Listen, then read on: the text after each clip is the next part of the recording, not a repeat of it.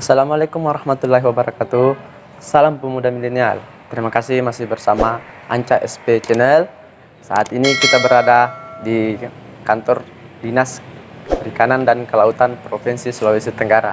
Oke pemuda milenial, hari ini kita ingin berbincang-bincang kepada Kepala Dinas Perikanan Sulawesi Tenggara. Kita tidak usah terlalu banyak ini, ayo kita langsung aja masuk kantornya.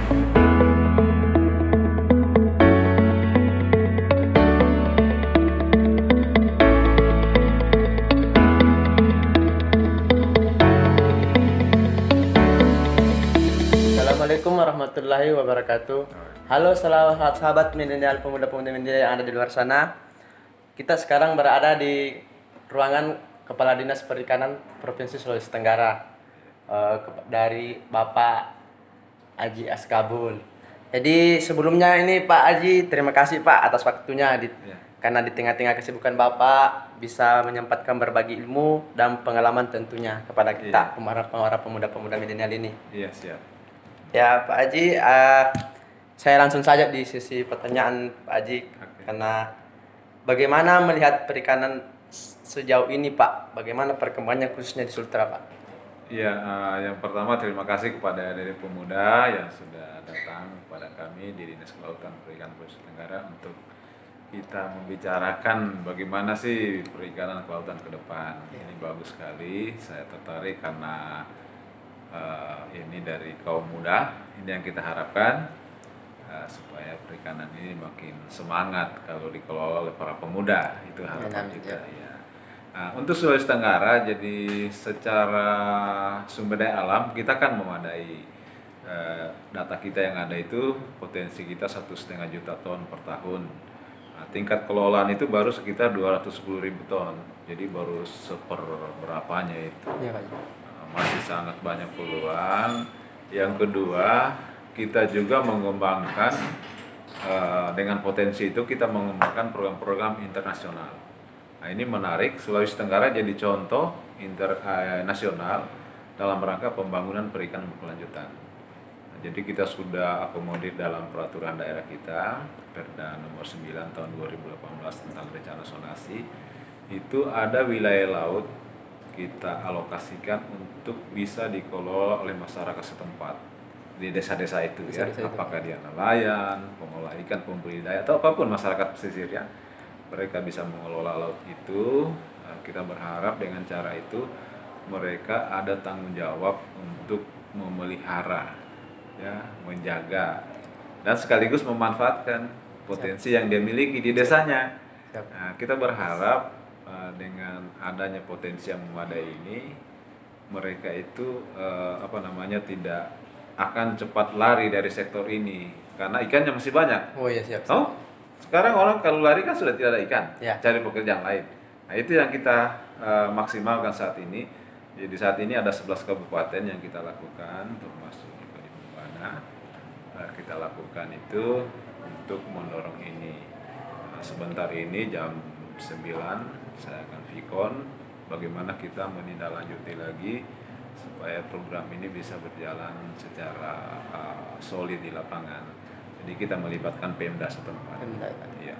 Jadi untuk prospek sebetulnya kita masih banyak, apakah di darat maupun di laut ya. Tambak kita ini baru sekitar 20% yang termanfaatkan. Ini luar biasa. Dan tinggal komitmen kita bersama antara pemerintah provinsi dan daerah, terutama dalam mengatur tata ruang. Tata ruang ini penting supaya kawasan usaha budidaya itu dan juga di laut ya, penangkapan ikan tidak rusak oleh aktivitas kegiatan sektor lain, katakan seperti pertambangan. Ya, ini harus kita kerjasama dan saling mengisi supaya kawasan-kawasan budidaya yang sudah kita tetapkan itu tidak tercemar gitu. Jadi intinya kita menjaga lingkungan, untuk keberlanjutan. Ya, ini penting. Terus Pak Haji, ini seperti apa Pak Haji melihat keterlibatan para milenial di sini dalam proses perikanan Pak Haji? Iya, ini yang saya bilang tadi, ini yang menarik karena ya baru kali ini ada yang datang. Luar biasa. Selama ini kita hanya mengurus, membantu teman-teman nelayan kita yang sudah berumur ya.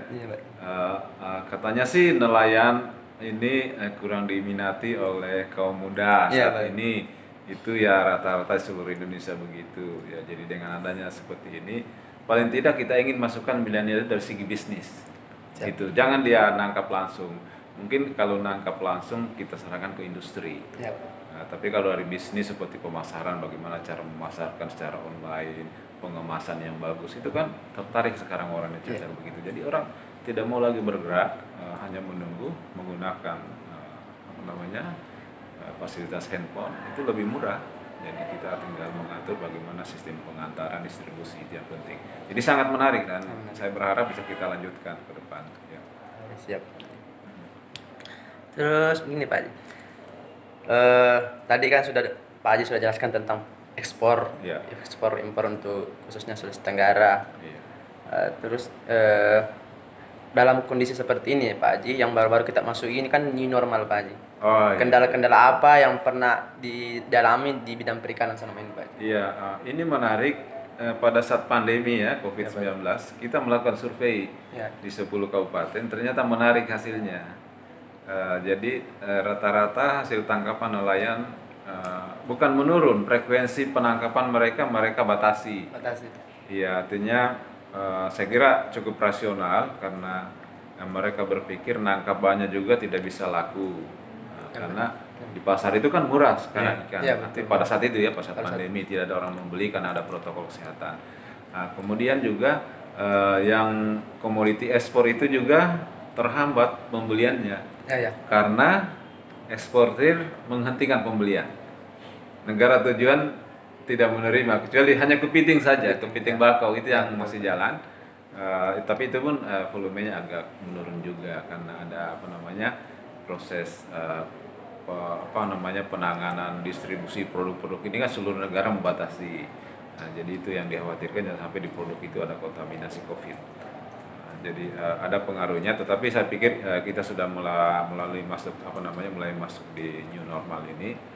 Jadi kita berharap bisa kembali bisnis dengan dengan normal kembali. Jadi untuk bisnis perikanan ini masih sangat menarik sebetulnya. Hanya perlu kita bagaimana kita update terus, kita kreasi ya, terutama kalau kita bisa memanfaatkan pasar lokal, ini yang perlu. Bagaimana kita mengemas produk-produk kita ini perikanan sehingga di pasar lokal itu konsumen lokal maksudnya tertarik dengan menggunakan teknologi gitu, seperti handphone gitu ya, atau aplikasi gitu ya.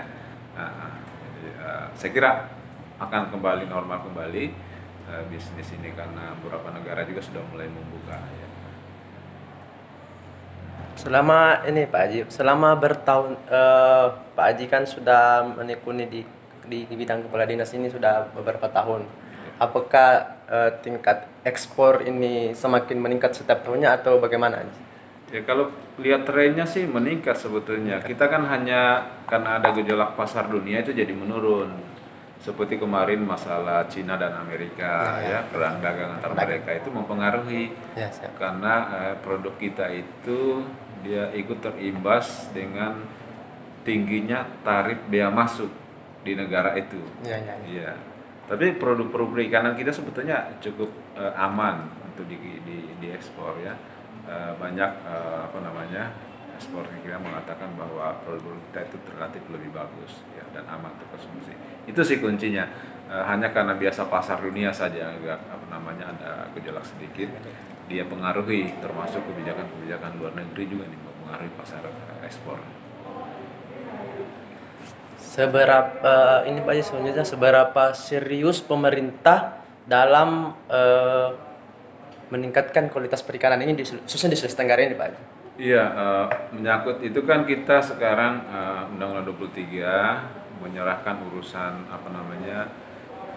sertifikat kelayakan itu kan di provinsi. Jadi nanti ada rekomendasi dari kita baru pusat mengeluarkan sertifikat. Nah, ini yang kita lakukan melakukan pembinaan dan sekaligus juga melakukan percepatan sertifikat kelayakan usaha kepada para UPI kita yang pengelola ikan. Itu yang kita lakukan. Nah, untuk sertifikat kesehatan itu kan kewenangan di Kementerian Pusat, jadi itu ditangani oleh karantina ikan. Jadi kita kerjasama, tapi itu mereka lakukan setelah ada rekomendasi SKP dari kita, dari dinas. Mereka tidak langsung proses, Tidak langsung harus nunggu kita dulu di dinas. Jadi upaya kita pembinaan terus kepada UPI bagaimana dia layak processingnya, proses pengolahannya, sehingga nanti dia bisa mendapatkan sertifikat kesehatan untuk proses ekspor. Beberapa komoditi kita sudah ekspor langsung, kita kerjasama dengan Bea Cukai juga ya. Saya kira kita sudah dengar juga beritanya, ini menarik. Kita bisa ekspor langsung dari Kendari sekarang. Ya. Jadi semua administrasinya selesai di sini. Kalaupun dia singgah di Surabaya hanya singgah untuk ganti kapal atau ganti apa? kapal ya. Itu yang menarik. Seperti kepiting itu langsung karena dari sini langsung ke Jakarta dan tinggal pindah pesawat juga ke Singapura. Jadi bisa, ini yang harus digagas juga. Saya lihat itu kemarin yang ekspor kepiting ini sepertinya ya anak muda juga sih yang gerakan ini ya, Pak siapa itu namanya. Tapi yang jelas waktu kita ekspor perdana tahun 2018 yang lalu, ini menarik Bapak Gubernur waktu itu mendorong kami supaya yang kecil-kecil ini dikumpul, kalau nanti juga besar kan banyak yang diekspor. Nah, ini yang kita harapkan nanti bisa tumbuh dari kalangan perorangan. Jadi tidak harus, kemarin kan dia perorangan UD apa namanya, UD Wirsa apa itu. Jadi dia hanya perorangan, dia kirim-kirim produk perikanan. Jadi, sangat menarik sebetulnya dan potensi kita kan masih sangat bagus. Jadi menurut Pak Haji mungkin teman-teman pemuda di luar sana, pemuda di luar sana ingin mendengar langsung motivasi-motivasi yang diberikan oleh seorang kepala dinas Sulawesi Tenggara untuk para pemuda milenial di luar sana, Pak Haji. Iya, jadi yang pertama pemerintah itu mengharapkan pembangunan ini sekarang sudah harus mulai diambil oleh kaum muda. Siap. Ini yang penting sekarang karena kita ini mau pensiun, mau selesai, yang kita bisa bagikan hanya pengalaman saja, tetapi kreativitas, inovasi bagaimana teknik-teknik pemasaran, pengolahan itu harus tumbuh dari kaum muda, ya. Bagaimana kita menggunakan teknologi dalam proses pemasaran itu harus tumbuh dengan cepat. Ya, jadi ini bercanda ini, jangan hanya TikTok saja ya, yang lagi rame. Kita juga harus mengembangkan aplikasi-aplikasi yang memudahkan orang untuk akses dan itu menarik. Ini saya kira teknologi informasi sekarang kan berkembang cepat, bisa kita tahu dari berbagai media, tidak sulit sebetulnya. Dari sisi aturan, pemerintah daerah tentu akan memfasilitasi itu, melakukan perlindungan-perlindungan ya. Kemarin sudah ada undang-undang perlindungan nelayan, ya bisa saja kita perluas kan untuk melindungi kaum muda ini dalam proses berusaha. Itu penting dari segi regulasi ini, dan saya pikir Pemda dan juga pemerintah pusat seperti sekarang Menteri Pendidikan itu kan dari kaum muda. Dia juga terkenal dengan aplikasi Gojek. Itu kan luar biasa, dia punya usaha itu. Begitulah nanti akan berkembang di Indonesia ini, anak-anak muda yang harus maju ya. Jadi anak muda berkembang terus, berkreasi terus, gunakan waktu untuk mendapatkan ilmu. Siap. Ya. Jadi saya mau mulai gagasan ini Pak Haji untuk sebenarnya agar pemuda-pemuda terkhusus di Sulawesi Tenggara ini mengekspresikan dirinya, terus berinovasi apa-apa saja yang bukan hanya di perikanan, tetapi dia di dunia lain, seperti usaha-usaha lain. Itu menurut saya Pak Haji harus dikembangkan. Harus. Tetapi di sini Pak Haji, kenapa ini jadi kendala buat kita para milenial? Karena terutama terkadang seperti ini Pak Haji. Orang-orang tua kita dulu atau tidak ada dukungan dari mereka lah, maksudnya kamu masih terlalu muda, kamu masih ini. Nah itu jadi saya langsung ke sini, ke ruangnya Bapak, ke kantornya Bapak, untuk itu memberi motivasi kepada anak-anak muda yang di luar sana seperti kita balik sekarang. Banyak kaum tua sudah menyadari bahwa kaum muda lah yang tampil. Tidak semua juga sih. Tidak semua juga. Iya, sekarang kita lihat dulu kalau orang tuanya juga bermuda-muda milenial. Oh, dia kasih itu. Saya kira kalau dari sisi aturan dan program itu bisa direncanakan. Ya, baik. Seperti ini program pengolahan akses area perikanan yang kita rancang ini kan kita rancang secara tersendiri. Iya. Tapi kita bisa mempengaruhi pemerintah pusat. Siap. Coba bayangkan, itu masuk dalam tataran kebijakan nasional. Kebijakan nasional. Nah, jadi program ini akhirnya diterapkan di seluruh Indonesia. Luar biasa kan? Itu dari kita. Betul, Pak. Nah, jadi kita harus mulai. Insya Allah kalau dukungan Pemda, para pemimpin kita itu pasti ada. Nah, pasti ada. Hanya kita bagaimana melakukan komunikasi, tentu harus intensif. Jangan sekali terus langsung mundur. Ya. Jangan. Pokoknya kalau perlu ide-ide kita itu kita dorong terus pada para pemimpin kita ini sehingga dia nanti suatu saat, oh ya betul. Saya mengambil contoh ini masalah pengolahan hasil perikanan ini. Ini kan program yang kita adopsi dari awalnya dari salah satu LSM. Nah, kita kerjasama lah karena mereka yang intensif komunikasi dengan kami, kita dorong akhirnya menjadi program provinsi, sekarang merambah ke nasional. Ini sangat menarik kan? Yes. Sama juga ini anak-anak muda kita ini silakan, kita pasti backup. Ya. Itu para pemuda milenial, pernyataan dari beliau. Dia selalu memantau dan membackup lah. Jadi teman-teman yang di luar sana jangan pernah ragu untuk memulai, jangan pernah ragu untuk berekspresi, berinovasi, jangan pernah ragu. Karena pihak dari pemerintah khususnya di Sulawesi Tenggara pun sangat mendukung para pemuda milenial untuk melakukan usaha-usaha UMKM atau apa semua itu terserah pemuda-pemuda milenial lah yang ini melakukan. Jadi mungkin sampai di situ saja dulu Pak Haji karena terbatas juga waktunya Pak Haji ini sudah kita sita waktunya beberapa menit. Siap. Dia banyak rapat, dia mau juga ketemu sama Pak Gubernur kita. Semoga beliau dipanjangkan umurnya, disehatkan dan selalu memperhatikan para pemuda-pemuda milenial. Amin. Insyaallah kita berikan. Ya, kasih deh ya. Itulah tadi sesi-sesi bincang-bincang kami bersama Kepala Dinas Perikanan dan Kelautan Provinsi Sulawesi Tenggara.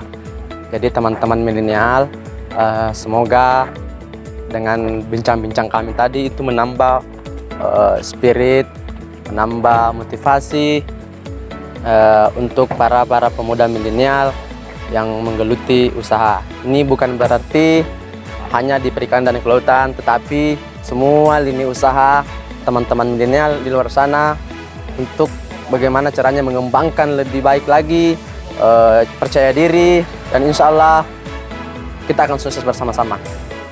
Dukung selalu channel kami, Anca SP Channel, agar kami selalu berinovasi, memberikan inovasi-inovasi terbaik buat para pemuda yang ada di luar sana. Terima kasih. Salam pemuda milenial. Jangan lupa like, share, and subscribe teman-teman.